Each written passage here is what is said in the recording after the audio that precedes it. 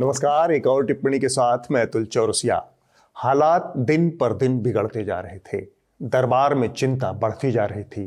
धृतराष्ट्र लगभग भाव शून्य दरबार में आते और जाते थे। कई दिनों से दरबारियों का हाल चाल भी नहीं लिया था।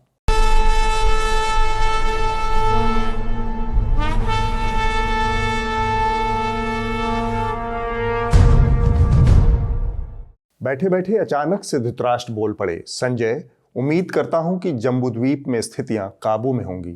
डंकापति कोरोना से निपटने में कामयाब हो चुके होंगे। जरा देखना अब क्या हालात हैं। कई दिनों बाद धृतराष्ट्र के मुंह से आवाज सुनकर दरबारियों को चैन मिला, लेकिन संजय के माथे पर शिकन आ गई। उन्होंने बात शुरू करने से पहले ही माफीनामा दाखिल कर दिया। माफ कीजिए महाराज, छोटा मुंह बड़ी बात। डंकापति के राज में हालात दिनों दिन बिगड़ रहे हैं। धृतराष्ट्र को जिस अमंगल की आशंका थी वह सामने आ गई थी। उन्होंने पूछा, अब नया क्या हो गया? संजय इशारे इशारे में कुछ कहना चाहते थे, लिहाजा उन्होंने कहा, महाराज, आपको याद हो न हो, आपकी धर्मपत्नी महारानी गांधारी ने महाभारत के युद्ध खत्म होने के बाद कुरुक्षेत्र में भगवान श्री कृष्ण से कुछ शिकायत की थी। इजाजत हो तो वह कहानी सुनाऊं। धृतराष्ट्र के सामने संकट था कि राजा अपनी बात से टल नहीं सकता था, सो उन्होंने कहानी सुनाने की इजाजत दे दी। संजय ने अपनी बात कहना शुरू किया। महाभारत का युद्ध समाप्त होने के बाद महारानी गांधारी अपनी सैकड़ों बहुओं, दरबारियों की पत्नियों के साथ कुरुक्षेत्र के मैदान में पहुंची। तब वहां का विभत्स नजारा देख महारानी गांधारी ने श्री कृष्ण से कहा, हे कृष्ण, मेरी इन विधवा पुत्र वधुओं को देखो, जो अपने बाल खोलकर विलाप कर रही हैं। वे अपने वीर पतियों की लाशों को सीने से लगा लेना चाहती हैं। पतियों, भाइयों, पिताओं और पुत्रों के मुर्दा शरीरों को झंझोड़कर उन्हें जिंदा करने की कोशिश कर रही हैं। पूरे समर क्षेत्र में कहीं वीरों की भुजाएं पड़ी हैं, कहीं वक्ष पड़े हैं, कहीं सिर पड़ा है, कहीं उनके अस्त्र शस्त्र पड़े हैं। झुंड के झुंड मांसभक्षी जीव जंतु लाशों को नोच खसोट रहे हैं। चील, कौवे, गिद्ध, सियार और निशाचर जीव नरभक्षी हो गए हैं। आसमान में चील कौवों की कर्कश आवाज लगातार गूंज रही है। मृत मानव शरीरों की इतनी अधिकता है कि डरपोक गीदड़ और लोमड़ियां भी खुले में आकर अमंगलकारी आवाजें निकाल रही हैं। हे कृष्ण, इस युद्ध स्थल को देखो। क्या तुमने इस विनाश की कल्पना की थी? पुत्र, पौत्र, भाई और अन्य बांधु बांधवों के लाश के बीच अथाह दुख से पीड़ित महारानी गांधारी ने इसके बाद भगवान कृष्ण को शाप दे दिया। संजय आगे कुछ कहते उससे पहले ही धृतराष्ट्र ने संजय को टोक दिया। इसके आगे की कहानी मुझे पता है, पर इस मौके पर तुम वह भयावह मारकाट की कहानी क्यों सुना रहे हो? संजय ने कहा, महाराज, जम्बूद्वीप के वही हालात हैं। गंगा की धारा से लेकर उसकी कछारों में लोगों की लाशें पड़ी हुई हैं। कुत्ते, चील, कौवे उन्हें नोच रहे हैं। अकाल मौतें हुई जा रही हैं। अंतिम संस्कार की सूरत नहीं बन पा रही। रामनामी से ढककर लाशों को गंगा के किनारे छोड़ दिया गया है। लेकिन गहमर से नाव के जरिए जैसे जैसे आप आगे बढ़ेंगे, वैसे वैसे किनारे पर पड़े अधनंगे शव इस महामारी का पूरा सच बताते नजर आ रहे हैं, जो मिट्टी के नीचे दबाने से भी दब नहीं रहा। मृत्यु के इस भयावह वर्णन से धृतराष्ट्र को कोफ्त होने लगी। पुरानी स्मृतियां अचानक से ताजा हो गईं, जिन्हें वो भुला देना चाहते थे। उन्होंने बात को दूसरी तरफ मोड़ दिया। उन्होंने संजय से कहा, डंकापति के दरबारी शागिर्दों की क्या खबर है? शागिर्दों का जिक्र आते ही संजय ने बात लपक ली। उन्होंने कहा, डंकापति के एक साथी हुए त्रिवेंद्र सिंह रावत बड़े बेआबरू होकर डंकापति के कूचे से निकले थे, लेकिन अब उन्होंने डंकापति के खेमे में वापसी की बहुत गंभीर पहल की है।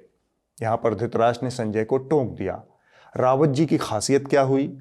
संजय ने देखा कि महाराज की दिलचस्पी अब त्रिवेंद्र रावत में बढ़ गई है, सो उन्होंने तफसील से रावत जी की खासियतें गिनाना शुरू किया। वो वायरस भी एक प्राणी है, हम भी एक प्राणी हैं। हम अपने आप को ज़्यादा बुद्धिमान समझते हैं। हम समझते हैं कि हम ही सबसे ज़्यादा बुद्धिमान हैं, लेकिन वो प्राणी भी जीना चाहता है और उसको भी जीने का अधिकार है। रावत जी अव्वल दर्जे के जंतु प्रेमी जीव हैं। दुनिया मानवाधिकारों के फेर में उलझी रही, लेकिन रावत जी उन सब से काफी आगे निकलकर वायरसाधिकार के क्षेत्र में बड़ा नाम बन चुके हैं।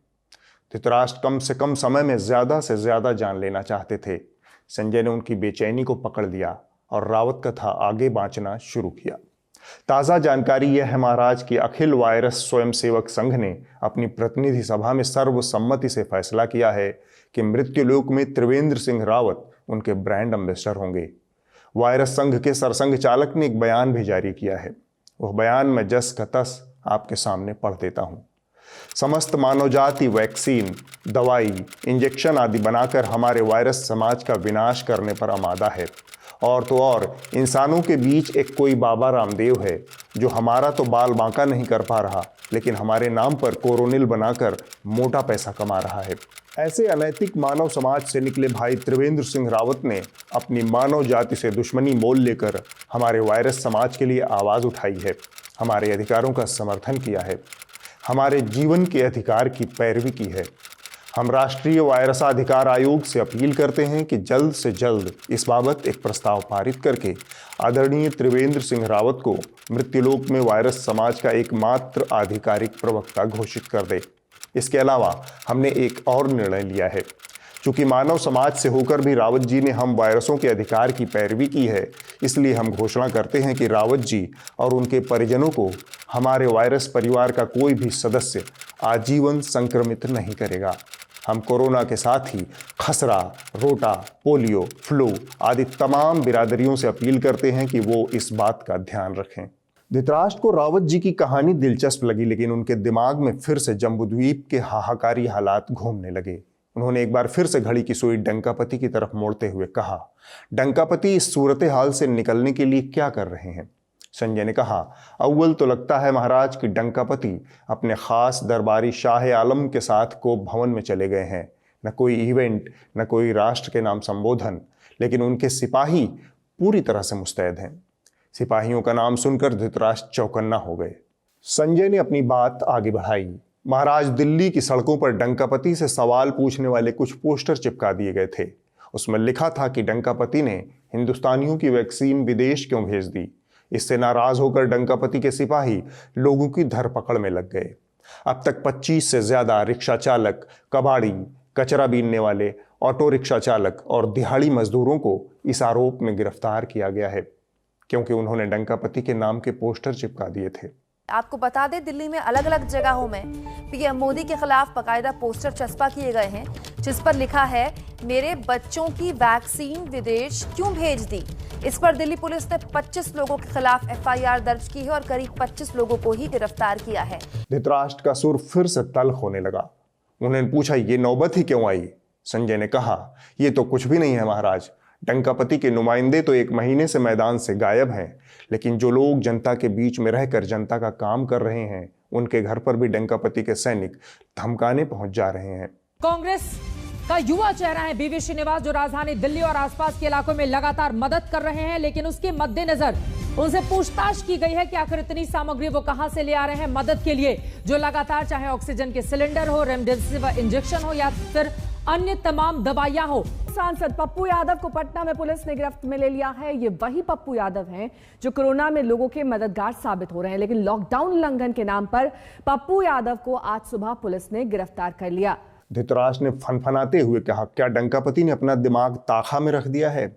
यह रूप देखकर संजय सहम गए। धृतराष्ट्र पैर पटकते हुए अंतःपुर को लौट गए।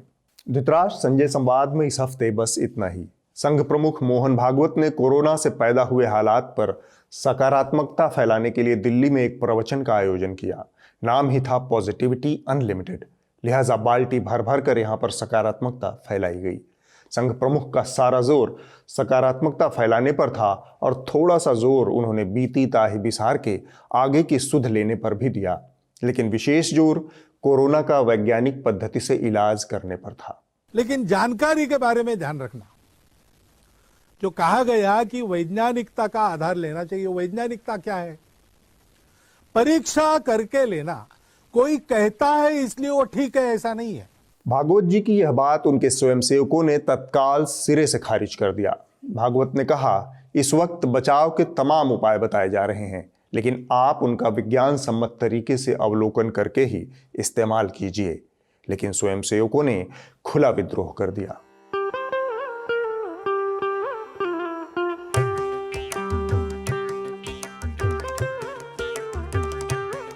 स्वयंसेवकों का यह विद्रोह जायज भी है।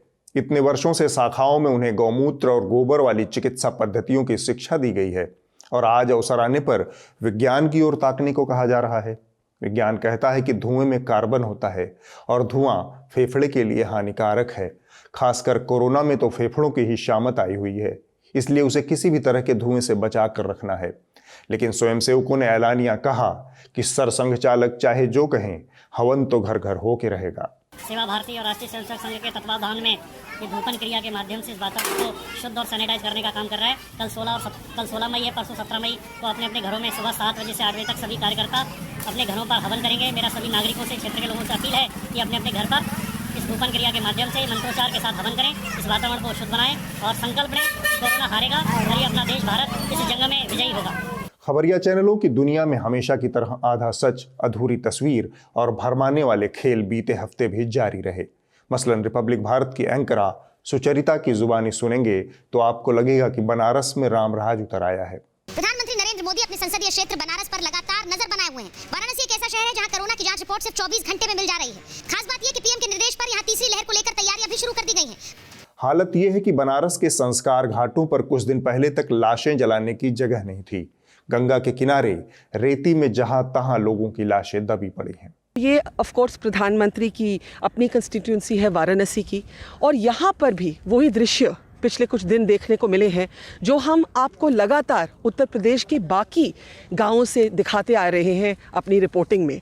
और वो ये है कि by river banks like this one, bodies are fetching up. Bodies are being left to be buried in the river banks, in the sand, and it's raising the question about who will count India's abandoned COVID bodies. ऐसी अनगिनत कहानियां पूर्वांचल के अलग अलग जिलों से हमारे news laundry के रिपोर्टर्स आपके सामने लाए हैं।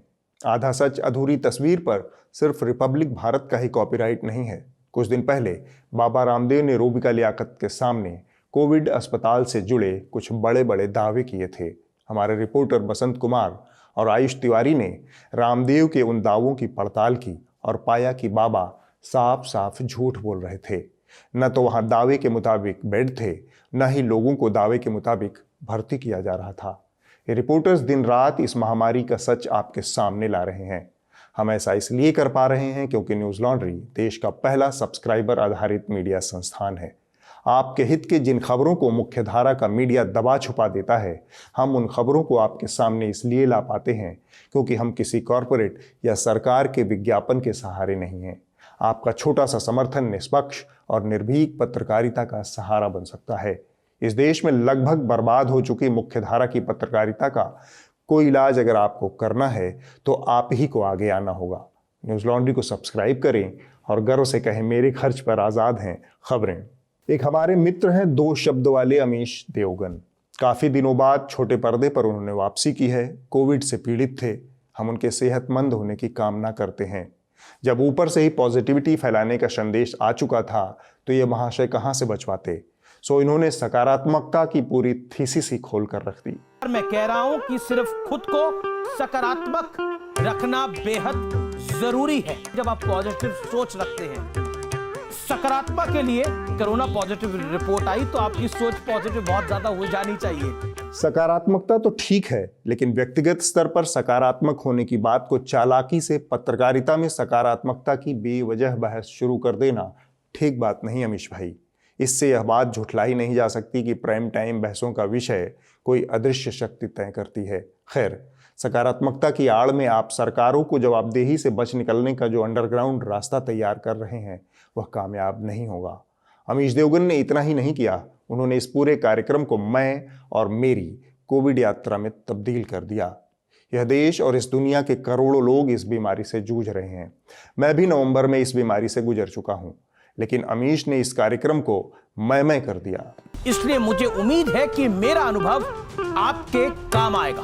मैंने अपनी सोच को बहुत पॉजिटिव कर दिया। मैंने मन में ठान लिया कि मैं इस वायरस को हरा दूंगा। कोरोना पॉजिटिव से नेगेटिव होने तक की मेरी यात्रा, मैंने और क्या क्या किया, मेरी दिनचर्या कैसी थी, कैसे मैंने अपने मन को मजबूती के साथ आगे बढ़ाया और उस पर मैं कमजोर नहीं पड़ा। तो अगले 1 घंटे देखिए कोरोना पर विजय वाला संवाद। कोरोना से मेरी आंखों देखी। इतना मैं सुनकर मुझे कबीरदास का एक दोहा याद आ गया, जब मैं था तब हरि नहीं, अब हरि है मैं नाही, और प्रेम गली अति साकरी, जामे दो न समाए। यानी जब तक मुझ में अहंकार था तब तक ईश्वर से साक्षात्कार नहीं हुआ, और अब जब ईश्वर से साक्षात्कार हो चुका है तब अहंकार के लिए कोई स्थान नहीं है। ये दोनों चीज़ें एक साथ किसी व्यक्ति में नहीं रह सकती। तो इतना मिमियाना बंद कीजिए। वैसे एक और एंकर को इसी दरमियान कोविड हुआ, उनकी भी प्रतिक्रिया देख लीजिए ताकि आपातकाल में दी जाने वाली प्रतिक्रियाओं का अंदाजा रहे। मैं रवीश कुमार, उम्मीद है आप सभी ठीक होंगे। मैं कह सकता हूं कि ठीक हूं, लेकिन इस वक्त जब लोग ऑक्सीजन के लिए तड़प कर मर गए, खुद को ठीक कहना भी ठीक नहीं लगता है। एकेश्वरवाद में यकीन रखने वाली धर्मालु जनता को उस दर्शन में गहरी श्रद्धा होती है कि दुनिया में भले ही भांति भांति के धर्म हैं, लेकिन सबको पहुंचना एक ही जगह है। ईश्वर एक ही है, बस उस तक पहुंचने के रास्ते अलग अलग हैं। हिंदू मुसलमान मामलों के विशेषज्ञ अपने चौरसिया जी भी उस दर्शन में गहरी आस्था रखते हैं। मसलन बहस वो चंद्रयान मिशन की भी करें, लेकिन गिरना उनको अंततः हिंदू मुसलमान के कीचड़ में ही होता है।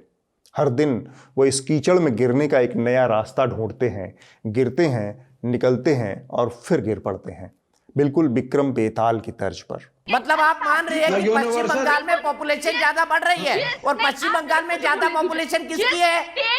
चौरसिया जी का व्यक्तित्व बहुआयामी है। समय समय पर हमने आपको इनके अलग अलग विशेषताएं बताई हैं। मसलन इतिहास का अंड बंड संस्करण इन्होंने ही इजाद किया था।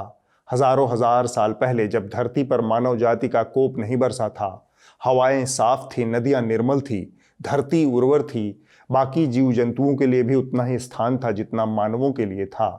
धरती के संसाधन पर किसी तरह का बोझ नहीं था। उस समय में भी जनसंख्या नियंत्रण का काम सबसे पहले भगवान राम, लक्ष्मण, भरत और शत्रुघ्न ने किया, 2 बच्चे पैदा करके। यह बात भाजपा के नेता ने बहुत तसल्ली बख्श तरीके से रखी। चाइना ने सबसे पहले जनसंख्या नियंत्रण नीति नहीं लागू किया दीपक जी।